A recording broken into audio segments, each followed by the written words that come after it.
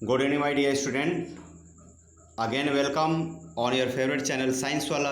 और मैं आपका प्यारा favourite science teacher Anil Tiwari. Let's start matter in our surrounding part 2। Part 1 में बच्चों हम लोगों ने डिस्कस कर लिया था क्लासिफिकेशन ऑफ मैटर। तो there are two types of matter, classification of matter is based on two bases. First is on the basis of physical properties. Physical properties के बेस पे कौन कौन से होते हैं? Solid, liquid, gas, plasma and Bose Einstein condensate. It is also called as BEC। Bose Einstein condensate is also called as BEC। Okay. And on the basis of chemical properties, there are two types of substance: pure substance and impure substance. Pure substance का meaning ये होता है जिसको लिखने का कोई symbol या formula chemistry में बनाया गया है। इसमें टू टाइप्स होते हैं, एलिमेंट्स एंड कंपाउंड्स। एलिमेंट्स को सिंबल से लिखा जाता है, सिंगल लेटर से, मतलब उनका सिंबल होता है।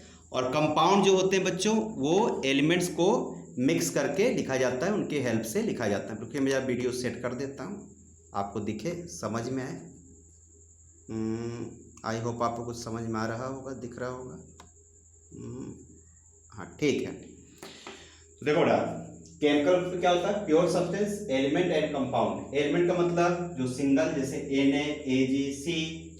Na मतलब sodium element, silver, carbon element. Compound क्या होता है? जो एलिमेंट को की हेल्प से लिखा जाता है। Element plus element is equal to compound. जैसे CO2 लिखा तो कार्बन और ऑक्सीजन को ऐड करके लिखा गया, H2, ग्लूकोज, C6H12O6। और बेटा इम्प्योर क्या होता है? जब प्योर को आप ऐड कर दो तो क्या बन जाता है? इम्प्योर बन जाता है। Pure plus pure substance is equal to impure. Impure is also called as mixture. Mixture are of two types, homogeneous and heterogeneous. Impure substance के टू टाइप्स होते हैं। होमोजेनस क्या होता है? जब पूरी अच्छी तरह से मिक्स हो जाए और सेम एक तरह कंपोजिशन दिखे। जैसे बच्चों, आपने शुगर को लिया और वाटर में डिसॉल्व कर दिया। शुगर को अगर आप वाटर में डिसॉल्व करिए या सॉल्ट को वाटर में डिसॉल्व करिए तो बिल्कुल क्या होगा बेटा? होमोजेनस मिक्सचर बनेगा, एक तरह का बनेगा। हर जगह क्या होगा? इक्वल कंपोजिशन होगा। तो होमोजेनस का मतलब होता है uniform composition. Okay. And second is heterogeneous mixture. Heterogeneous का मतलब होता है जिसका हर जगह इक्वल ना हो। जैसे फॉर एग्जांपल, अगर आप ऑयल को वाटर में डिसॉल्व कर दीजिए, ऑयल प्लस वाटर, तो कैसा दिखेगा? ध्यान दीजिएगा। ऑयल क्या होगा? फ्लोट करेगा। नीचे क्या होगा बच्चों? वाटर होगा। तो वाटर का नीचे लेयर होगा और ऑयल का लेयर क्या होगा? ऊपर होगा। तो इसमें क्या होगा बच्चों? एक सेपरेशन लेयर बन जाती है। सेपरेशन लेयर अलग अलग दिखेगा। ऑयल का लेयर अलग दिखेगा और वाटर का लेयर अलग दिखेगा। It is called as separation layer. लेकिन इसमें सेपरेशन लेयर नहीं होगा। अगर आप शुगर का सोल्यूशन ले लीजिए तो हर जगह क्या होगा? इक्वल, सेम दिखेगा। तो there is no separation layer in homogeneous mixture. अच्छा, आइए हम जरा मेन मुद्दे की बात करते हैं। देखो, अभी हम लोग चैप्टर पढ़ रहे हैं फर्स्ट चैप्टर जो डिपेंड है वो बेटा डिपेंड है फिजिकल प्रॉपर्टीज पे। मतलब इतना पढ़ना हमको। और जब हम लोग सेकेंड चैप्टर पढ़ेंगे, first chapter matter in our surrounding is the first chapter. Second क्या बेटा? Matter around us pure. तो जब हम लोग पढ़ेंगे is matter around us pure, तो उसमें हम लोग कौन सा पार्ट पढ़ेंगे, स्टडी करेंगे? On the basis of chemical properties. मतलब pure substance, impure substance, element, compound and mixtures की स्टडी करेंगे। तभी केमिकल प्रॉपर्टीज कोई मीनिंग नहीं इस चैप्टर में। अभी तो हम लोग पढ़ना है फिजिकल प्रॉपर्टीज। ताई let's start physical properties. Okay, इसको हटा देता हूं। इनकी स्टडी बेटा करना है आपको फर्स्ट चैप्टर में। आइए हम स्टडी करते हैं। Let's study physical on the basis of physical properties. देखो जब हम मैटर का क्लासिफिकेशन करते हैं फिजिकल प्रॉपर्टीज पे तो 5 टाइप्स के होते हैं, लेकिन मेनली कितने होते हैं? 3 होते हैं, solid, liquid and gas. Solid liquid gas को मिक्स करके या उससे गैस से मॉडिफाई किया गया है प्लाज्मा एंड बोस-आइंस्टाइन कंडेंसेट। थोड़ा ध्यान दीजिएगा हमारी बात। देखो सॉलिड, लिक्विड, गैस।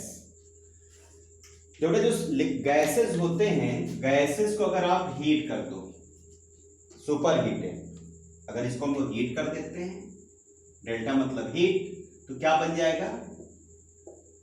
प्लाज्मा। अगर हम लोग गैस को कूल्ड करते हैं मतलब सुपर कूल्ड, ये क्या है? सुपर हीटेड, तो क्या बन जाएगा? प्लाज्मा। अगर कूल्ड कर दो तो क्या बन जाएगा? Bose Einstein condensate. ओके, तो गैस के कन्वर्जन को ही हम लोग बोलते हैं प्लाज्मा एंड बोस-आइंस्टाइन कंडेंसेट। लेकिन मेनली कितने स्टेट हुए? Solid, liquid and gas. And gas modify क्या हो गया? Plasma and Bose Einstein condensate. Okay बच्चों, ठीक है। अब आए सॉलिड, लिक्विड, गैस की स्टडी करते हैं। Next study, classification of matter. There are 3 types, solid, liquid and gas. It is solid, it is liquid and it is gas. So there are following 3 physical state. Okay, बेटा जितने भी substance होते हैं chemistry में क्या बोलेंगे? Substance. Solid, liquid, gas are called as substance. बेटा सभी किससे बने होते हैं? एटम से। Atom is the smallest particle of any substance, but atoms are very small, very tiny. Atoms को हम लोग देख नहीं सकते, लेकिन एटम बेटा अगर आपस में कंबाइन हो जाएं तो बेटा फॉर्मेशन करते हैं मॉलिक्यूल्स की। ओके, इसलिए बेटा जो हम लोग स्टडी करते हैं वो किसकी स्टडी करते हैं? मॉलिक्यूल्स की। ओके, याद रखिए किसकी स्टडी करते हैं? मॉलिक्यूल्स की। सो हम लोग बेटा मॉलिक्यूल्स को बेस मान करके इस चैप्टर को स्टडी करेंगे। देखिए ध्यान समझना, सॉलिड के मॉलिक्यूल्स कैसे होते हैं? Tightly packed. लिक्विड कैसे होते हैं? Loosely packed. गैस कैसे होते हैं? अपार्ट, बहुत दूर दूर होते हैं। एक यहाँ मॉलिक्यूल, एक यहाँ पर होगा, एक यहाँ, मतलब बहुत दूर दूर। ये क्या होते हैं? थोड़े पास पास। ये क्या होते हैं? कॉम्पैक्टली पैक्ड होते हैं। ओके, तो फर्स्ट बेटा टॉपिक है, हम लोग पढ़ना क्या है? Characteristics of solid, liquid and gas. Characters पढ़ना, प्रॉपर्टीज पढ़ना।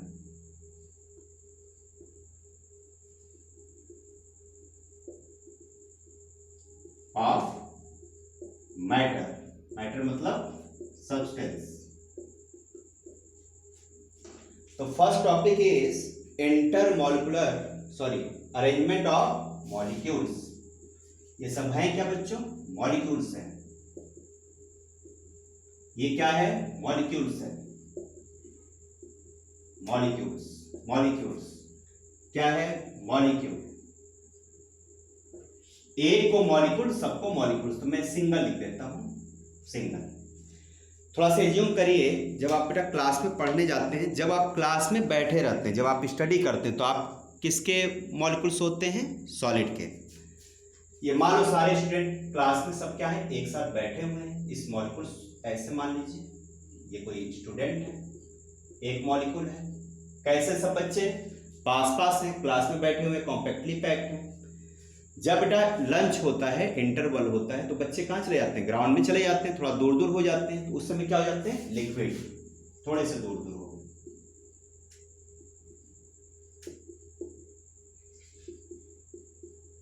ओके, और जब बेटा छुट्टी हो जाती है स्कूल की, बेल हो जाती है फाइनल, तो क्या हो जाते हैं? सब लोग बहुत दूर दूर हो जाते हैं। कोई फाफा मुँह चला गया, तो कोई सिविल लाइन चला गया, कोई झूसी चला गया।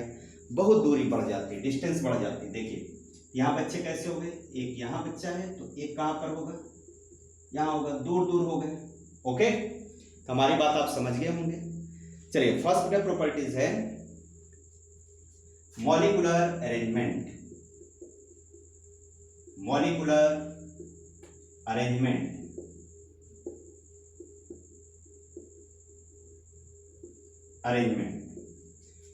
इसका मतलब मॉलिक्यूल्स किस तरह से अरेंज्ड होते हैं बताइए।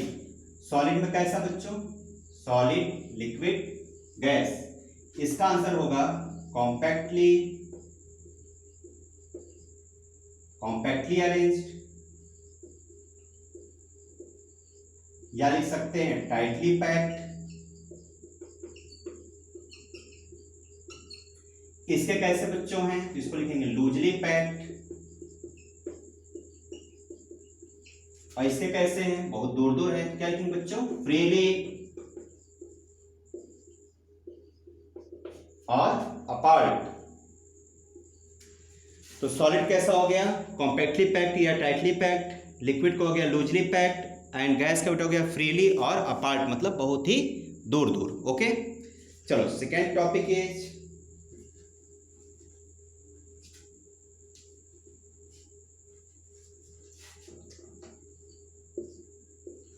सेकेंड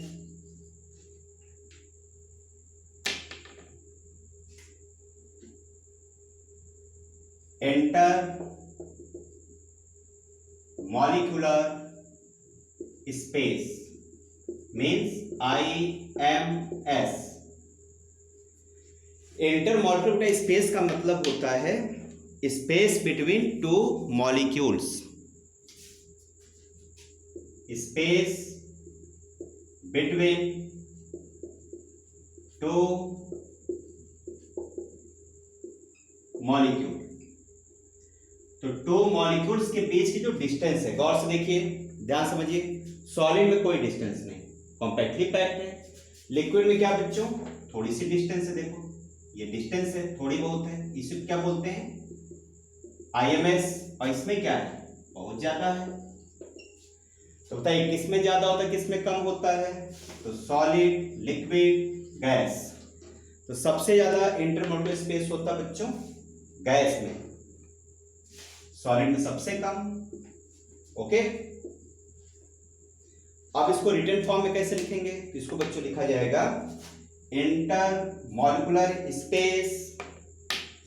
हमारी बात थोड़ा चीज समझ लीजिए कैसे लिखेंगे। लिक्विड से स्टार्ट कर रहे हैं, फिर कहां जाइएगा, सॉलिड पे, फिर किसके बारे में लिखना, गैस के बारे में। तो 1 2 3, 1 मतलब लिक्विड, 2 मतलब सॉलिड, 3 मतलब गैस। तो इस तरह से नोट्स लिखिए। कैसे, देखो मैं लिख के दिखाता हूं। IMS in liquid molecules is greater than solid, solid से ज्यादा, solid से ज्यादा, greater या more than solid molecules but less than gas molecules या gaseous molecule.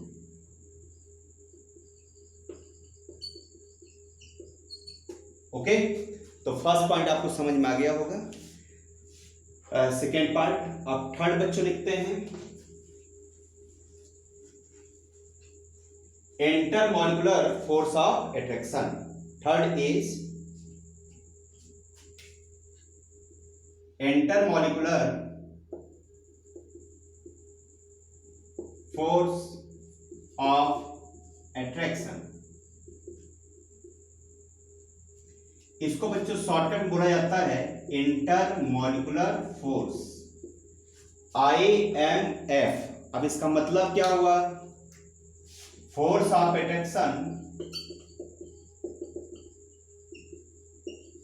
Between two molecules. IMF का मतलब हुआ force of attraction between two molecules. तो किसमें फोर्स ऑफ अट्रैक्शन ज्यादा होगा, कॉमन सी बात है। सॉलिड के पार्टिकल क्या है, मॉलिक्यूल्स क्या है, पास पास हैं। ओके बच्चों ठीक है। अच्छा चीज और समझ लेना, मॉलिक्यूल्स का एक नाम और भी होता है, it is also called as particle. Okay, तो मॉलिक्यूल्स मतलब पार्टिकल भी होता है ना बच्चों। तो पार्टिकल अगर एक मिनट तक कंफ्यूज मत होइएगा, एक्चुअली पार्टिकल का मतलब होता है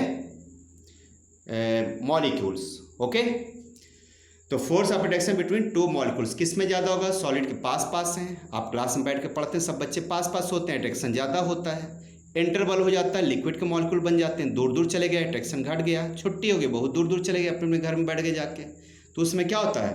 अट्रैक्शन कम हो जाता है। ओके बच्चों, फ़ोन से बात करते हैं ना, आप दूर दूर हो जाते हैं, तो क्लास में थोड़ी ऐसा बात करते हैं फ़ोन से या मोबाइल से। ओके, तो बताइए सॉलिड, लिक्विड, गैस, सबसे ज़्यादा किस में होगा फोर्स ऑफ अट्रैक्शन? सॉलिड। कैसे नोट करेंगे? यहाँ से पहले इसके बारे में, फिर इसके बारे में लिखेंगे, फिर इसके बारे में। कैसे लिखेंगे? Intermolecular force in liquid molecules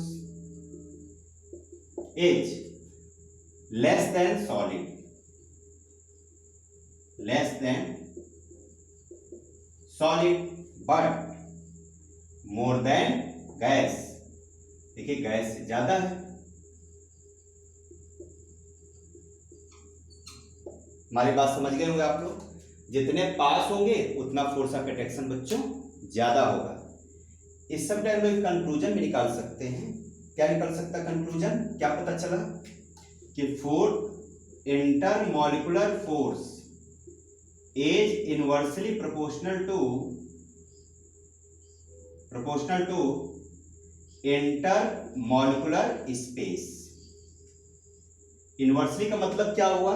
ध्यान समझना, ये जितना कम होगा, देखो 1 के नीचे जब लिखा जाता है 1 अपान, तो अपान के नीचे बेटा जो लिखा होता है, जैसे IMS लिखा, इसको जितना कम करेंगे ना उतना ये क्या होता जाएगा? बढ़ता जाएगा। तो देखिए IMS सबसे कम किस में है? इसमें, इसलिए इंटरमॉलिक्यूलर फोर्स क्या होगा? इसमें सबसे ज्यादा होगा। तो इसको बोला जाता है IMS inversely proportional to, inversely proportional to IMS। I hope हमारी बात आप लोग समझ गए होंगे। चलिए next topic, fourth, kinetic energy.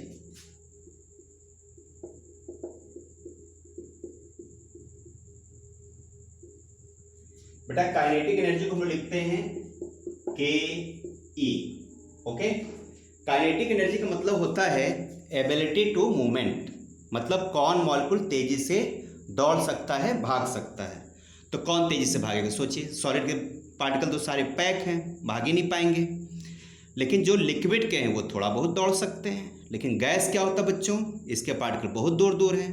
Okay, तो वो बहुत तेजी से दौड़ सकते हैं। यानी काइनेटिक एनर्जी सबसे ज्यादा किस में होगी? बताइए काइनेटिक एनर्जी मतलब क्या होगा? नोट कर लीजिएगा, ability to move of particles, या लिख सकते हैं मूविंग एबिलिटी या कैपेसिटी ऑफ मॉलिक्यूल्स और पार्टिकल्स। ओके, मतलब कौन सा मॉलिक्यूल तेजी से भाग सकता है, दौड़ सकता है, इसे ही बच्चों कहा जाता है क्या? Kinetic energy. ओके, हमारी बात आप समझ गए होंगे। तो कौन तेजी से दौड़ सकता है? सबसे तेज दौड़ेगा गैस, उससे कम ये, सबसे कम ये, तो दौड़ ही नहीं पाएगा, बंधा हुआ है। ओके, तो क्या लिख सकते हैं हम लोग काइनेटिक एनर्जी में? Solid, liquid, gas. सबसे ज्यादा किसकी होगी? गैस की, उससे कम लिक्विड, सबसे कम सॉलिड की। ओके, तो क्या लिखेंगे बच्चों? यहां से स्टार्ट करेंगे, फिर इसके बारे में, फिर इसके बारे में। चलिए लिखिए, kinetic energy in liquid molecules is greater than solid. Solid से ग्रेटर दौड़ सकता है, is greater than solid but less than और लेसर देन भी लिख सकते हैं, बात एक ही है। साइंस में बहुत ग्रामर नहीं देखा जाता, साइंस में कॉन्सेप्ट देखा जाता है। लेस देन क्या बच्चों, गैसियस मॉलिक्यूल, गैसियस मॉलिक्यूल्स। अब ध्यान जरा सोच के बताइए कि जो काइनेटिक एनर्जी है बच्चों वो किस पे डिपेंड करेगी। अगर हम सॉलिड को, कोई सॉलिड ले लें और उसको अगर जैसे मान लो आइस ले लिया, आइस को गर्म करेंगे तो वाटर बन जाएगा, देखो उसकी काइनेटिक एनर्जी बढ़ जाएगी, और गर्म करोगे तो वेपर बन जाएगा और तेजी से भागने लगेगा। ओके, सॉलिड का मतलब आप आइस समझ लो, लिक्विड का मतलब आप समझो बच्चों वाटर, और गैस का मतलब बच्चों समझिए वाटर वेपर। ओके, एक एग्जांपल याद रखिए, सॉलिड मतलब आइस, लिक्विड मतलब वाटर, और गैसेस का मतलब वाटर वेपर। ओके, तो ध्यान दीजिएगा, जितना बेटा हीट करते जाओगे मॉलिक्यूल्स क्या होते हैं, भागने लगते हैं। जैसे आप बताइए एक कमरे में, क्लास में मान लो 100 बच्चे बैठे हैं, अगर वहाँ पे हीट लगने लगे, मान लो कि कहीं से हीटिंग हो जाए, एसी खराब हो जाए, गर्मी लगने लगे, तो क्या होगा, सब लोग दूर दूर भागना शुरू कर देंगे। तो जैसे आप दूर भागते हैं उस तरह मॉलिक्यूल्स भी भागते हैं। क्यों भागते हैं दूर दूर बेटा, अपार्ट क्यों होते हैं, बिकॉज हम लोग भी तो मॉलिक्यूल से बने हुए हैं। तो टोटल जो केमिस्ट्री का लॉ है वो हमारे बॉडी पर भी तो अप्लाई होगा। ओके, और ठंडी पड़ती है तो क्या होता है, कूल होने पर हम लोग पास पास आ जाते हैं, देखते हैं ना, ठंडी जब पड़ती है सब लोग सिकुड़ के एक साथ बैठ जाते हैं, यही मतलब है। इस कहने मतलब ये है, it means kinetic energy directly proportional to temperature. देखो यहाँ पर डायरेक्टली प्रोपोर्शनल है, 1 नहीं लिखा, 1/, नहीं लिखा हमने, डायरेक्ट लिखा टेम्परेचर। इसका मतलब ये हुआ बच्चों कि टेम्परेचर इंक्रीज करोगे तो काइनेटिक एनर्जी भी इंक्रीज हो जाएगी। यहाँ पे इसका मतलब हो गया directly proportional to, directly proportional to. अच्छा कुछ बच्चे, अच्छा एक पॉइंट और बता देता हूँ, उसके बाद मैं आप लोग को ये बताता हूँ, कौन सा पॉइंट था बच्चों। पहला पढ़ा था मॉलिक्यूलर अरेंजमेंट, दूसरा पढ़ा हम लोगों ने इंटरमॉलिक्यूलर स्पेस, तीसरा पढ़ा फोर्स ऑफ अट्रैक्शन, फोर्थ पढ़ा काइनेटिक एनर्जी। हाँ, तो एक बात जरा और समझ लीजिए, इन 4 पॉइंट को मिलाकर के एक साथ together called as kinetic theory of matter. कभी अगर आपसे क्वेश्चन आ गया डिफाइन और explain kinetic theory of matter, इसका बच्चों आंसर क्या लिखिएगा आप लोग, 4 पॉइंट के बेस पे आपको इसको आंसर लिखना होता है। कौन कौन सा, मॉलिक्यूलर अरेंजमेंट, और क्या बताया, इंटरमॉलिक्यूलर स्पेस, और क्या बताया, intermolecular force, molecular arrangement, intermolecular space, intermolecular force of attraction and kinetic energy. इन 4 के बेस पर अगर आपने इसको एक्सप्लेन कर दिया, इनके बारे में पूरा लिख दो जितना हमने बताया, वो हो गया kinetic theory of matter. Okay, हमारी बात समझ गए होंगे आप लोग। चलिए एक थोड़ा सा मैं क्वेश्चन पूछ लेता हूं, फिर हम लोग आगे बढ़ते हैं कि डायरेक्टली प्रोपोर्शनल क्या होता है और इनवर्सली प्रोपोर्शनल क्या होता है। कुछ बच्चों ने कितनी बार पूछा कि सर नहीं समझ में आता, आज मैं आपको बहुत ही सिंपल वे में मैं इसे एक्सप्लेन कर देता हूँ। देखो बच्चों, जैसे आपने लिखा पेन और यहाँ पे लिखा कॉस्ट, बहुत ध्यान समझना हमारी बात। बताइए अगर बच्चों 1 पेन है, उसकी कॉस्ट मान लेते हैं कि 20 रुपीज है या 10 रुपीज है, ओके, रुपीज है। अगर 2 पेन होगा तो कितनी इसकी कॉस्ट होगी बताइए। अगर 2 पेन है, 3 है, 4 है, 5 है, तो इसकी कॉस्ट बताइए, इसके हिसाब से कितनी होगी। अब ये मत कहना सर कि 4 खरीदा एक फ्री दे दिया, वो नहीं, सिंपल सोचो। 1 पेन की कॉस्ट है 10, 2 की है 20, 3 का होगा 30, 4 का होगा 40, 5 का होगा 50 रुपीज। 1 का 10, 2 का 20, 3 पेन का 30, 4 पेन का 40, 5 पेन का 50। अब जरा सोचिए आप लोग कि पेन देखो यहाँ पे इंक्रीज हो रहा है 1 से 5, तो कॉस्ट भी तो इंक्रीज हो रही है ना। बताइए दोनों सेम डायरेक्शन में जा रही है कि नहीं। इसको हटा देता हूं, अब आप सोच के बताइए। पेन इंक्रीज हो रहा है तो कॉस्ट भी इंक्रीज हो रही है, पेन कम करेंगे तो कॉस्ट भी कम हो जाएगी। It means it is called as directly proportional to. कैसे लिखेंगे इसे? Pen directly proportional to cost, ये मतलब हुआ।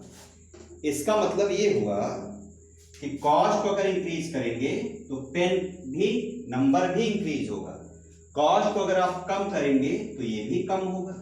यही मतलब होता है, एक के बढ़ने पर दूसरा भी बढ़े, दूसरी क्वांटिटी भी बढ़े, मतलब पेन बढ़ाएंगे तो कॉस्ट बढ़ जाएगी, है ना।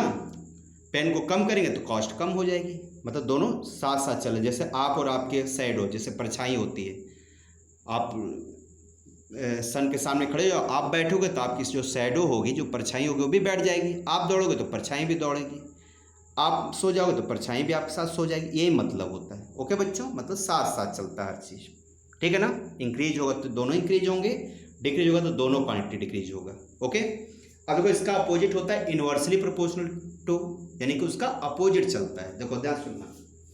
अब एक एग्जांपल लेते हैं।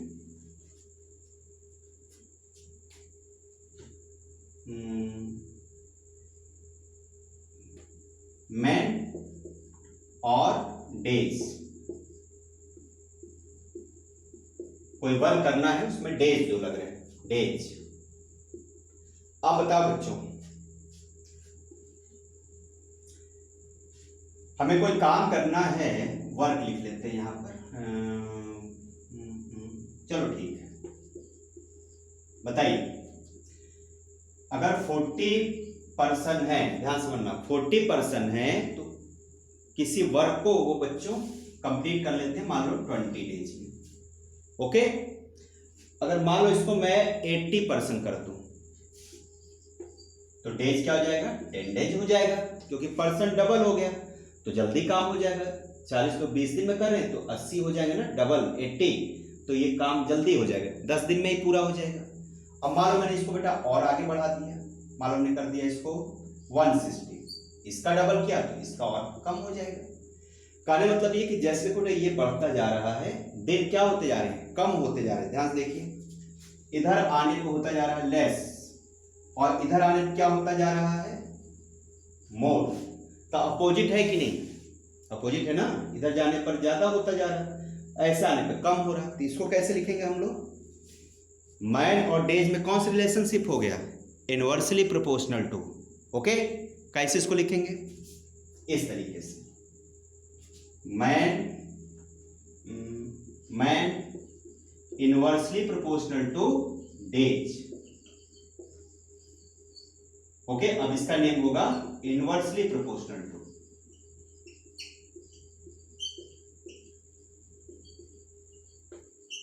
ओके बच्चों, मीनिंग क्या हुआ? फिर से थोड़ा एक बार बता देता हूं, रिवाइज करा देता हूं। डेज को अगर आप कम करेंगे तो मैन इंक्रीज करना पड़ेगा, अगर डेज को आप बढ़ाएंगे तो मैन को क्या करना पड़ेगा? डिक्रीज करना पड़ेगा। ओके, यानी मैन के नंबर को बढ़ाएंगे तो डेज क्या हो जाएगा? कम हो जाएगा। ओके बच्चों, अब मैन को कम करेंगे तो डेज क्या हो जाएगा? ज़्यादा हो जाएगा। देखो डेटा सामने लिखा हुआ है। तो आई होप आप लोग की ये बातें समझ में आ गई होंगी। चलिए बेटा, इस वीडियो में बस इतना ही बना रहा हूँ, क्योंकि टाइम ज़्यादा हो जाता है, वीडियो लंबी हो जाती है। कुछ बच्चों ने कमेंट किया था सर बहुत लंबी वीडियो हो जाती है लेक्चर, तो हम लोग को पढ़ने में मतलब हम लोग बोर होने लगते हैं। तो चलो कोई बात नहीं, आज मैंने बेटा कितने प्रॉपर्टीज़ बता दिया आपको, कैरेक्टरिस्टिक कितने डिस्कस किए? 4। Molecular arrangement, intermolecular space, force of attraction and kinetic energy. Okay.